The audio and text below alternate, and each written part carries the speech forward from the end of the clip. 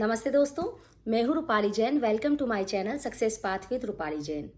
दोस्तों, नवरात्रि के 9 दिन हम अलग अलग एक टास्क लेकर और हमारे नेगेटिव बिलीव्स को कैसे हम पॉजिटिव बिलीव्स में बदलें और उन सकारात्मक विचारों से कैसे हम सफलता को प्राप्त कर सके, इसलिए नए टास्क लेकर हम हमारे जीवन में उन्नति लाने का प्रयास कर रहे हैं। तो आज नवरात्रि का 5वां दिन है और 5वें दिन आपका जो टास्क है वो मैं देने जा रही हूँ किसी भी मंत्र का उच्चारण। मतलब मंत्रों में जो शक्ति होती है वो हमारे जीवन को एक सकारात्मक ऊर्जा दे सकती है, हमारे पूरे ओरा में, पूरे वातावरण में एक अलग ही एनर्जी ला सकती है। दोस्तों, आपने सुना होगा घर में कहते हुए कि इस मंत्र का उच्चारण करना चाहिए। जैसे कभी भी ओम का उच्चारण हमेशा ये कहा जाता है कि जब बहुत मन अशांत हो रहा हो तो थोड़ी देर बैठिए और ओम का उच्चारण कीजिए, उससे मन शांत होने लगेगा। लक्ष्मी माता को प्रसन्न करना हो तो उनका बीज मंत्र है श्रीम। श्रीम का जाप कीजिए और लक्ष्मी माता प्रसन्न होंगी। ऐसे ही गायत्री मंत्र का, जैनियों में नवकार मंत्र का बहुत अलग अलग मंत्र है जिनका बहुत ज़्यादा महत्व है। हमने कहते तो सभी को सुना है, लेकिन क्या इन मंत्रों के प्रभाव जाने हैं? क्या ये सोचा है कि सच में इन मंत्रों का उच्चारण करने से हमारे जीवन में हम क्या बदलाव ला सकते हैं? दोस्तों, मंत्र जो होते हैं वो सिद्ध शब्द होते हैं। मतलब कोई शब्द जो इतनी बार बोला गया है और इतनी बार उसको वातावरण की सकारात्मक एनर्जी से वाइब्रेट किया गया है कि वो एक अलग ही एनर्जी पर पहुंच जाते हैं, और वो एनर्जी जब हम यूज़ करते हैं, हम जब उन मंत्रों का उच्चारण करते हैं तो वो एनर्जी हमारे अंदर भी आ जाती है। तो जब भी कोई मंत्र का उच्चारण करते हैं तो निश्चित तौर पर वो हमारे शरीर को, मन को, इवन हमारे पूरे वातावरण को प्रभावित करती है। दोस्तों, मंत्र ही क्या, जो आप शब्द यूज़ करते हैं रेगुलर, वो भी मंत्र बन जाते हैं। मतलब वो भी आपको अलग लेवल पर पहुंचा सकते हैं।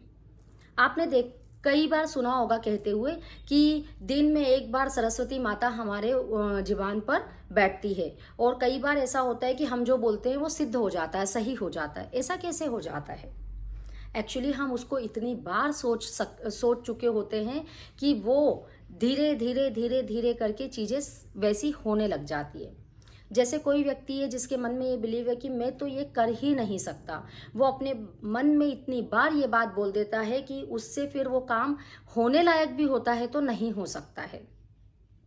जो बच्चा पढ़ाई में कमज़ोर हो, उसके माता पिता इतनी बार उसे ये बोल देते हैं कि हमारा बच्चा तो पढ़ता ही नहीं है, हमारा बच्चा तो पढ़ता ही नहीं है।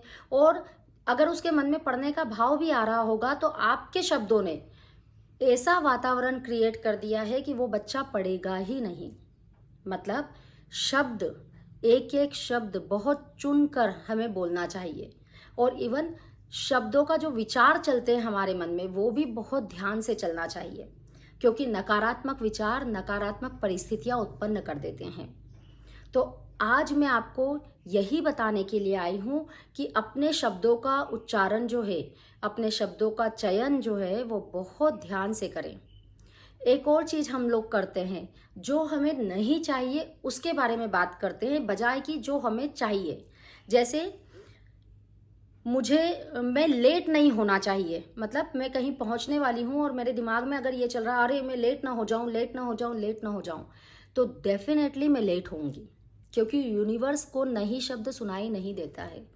उनके दिमाग में ये आता है कि नहीं, मतलब लेट नहीं हो जाऊं, मतलब लेट कैसे कर दूं, कैसे हो जाऊं, ये शब्द यूनिवर्स को सुनाई देता है। हम जब मौसम परिवर्तन होता है और बहुत सारे लोग जब बीमार पड़ते हैं तो हम लोग ये सोचते हैं मुझे बुखार ना आ जाए, मैं बीमार ना पड़ जाऊं। तो यूनिवर्स क्या करता है, आपकी वो बुखार वाली, बीमार वाली शक्तियों को आप अपनी ओर खींचता है और फिर आप बीमार पड़ने लगते हैं। तो ये कहने की बजाय कि मैं बीमार ना पड़ जाऊं, ये कहिए कि मैं बिल्कुल स्वस्थ रहूं। ये कहने की बजाय कि मैं लेट ना हो जाऊं, ये कहिए कि मैं बिल्कुल समय पर पहुंचूं। आप अपने शब्दों में ये छोटे छोटे बदलाव जब करेंगे ना, तो आपको खुद को ये महसूस होगा कि जो स्थितियां हमेशा हम मेरे लिए नेगेटिव रहती थी वो आजकल पॉजिटिव होने लगी है। जिन स्थितियों में मैं हमेशा परेशान रहता था वही स्थितियां हैं, लेकिन आज मैं परेशान नहीं हूं क्योंकि मैं खुश हूं। तो अपने शब्दों पर बहुत ध्यान दीजिए। दूसरा, जीवन में कोई ना कोई मंत्र जरूर लेकर आइए, चाहे वो मंत्र छोटा बड़ा कैसा भी हो, लेकिन जब आप उस मंत्र का उच्चारण करने लगेंगे, रोज एक जगह बैठकर उस मंत्र को सिद्ध करने लगेंगे, तो उस मंत्र की सकारात्मक ऊर्जा आपके जीवन में प्रवेश करने लगेगी। तो दोस्तों, आज आपका टास्क है, कोई भी एक मंत्र को लेना है जिसको आज से आपको जाप शुरू करना है। बहुत कोशिश कीजिए कि 108 बार जाप कर सके। अगर 108 बार ना हो सके तो 27 बार, 9 बार, जितनी बार आप कर सके उतनी बार करना ही है।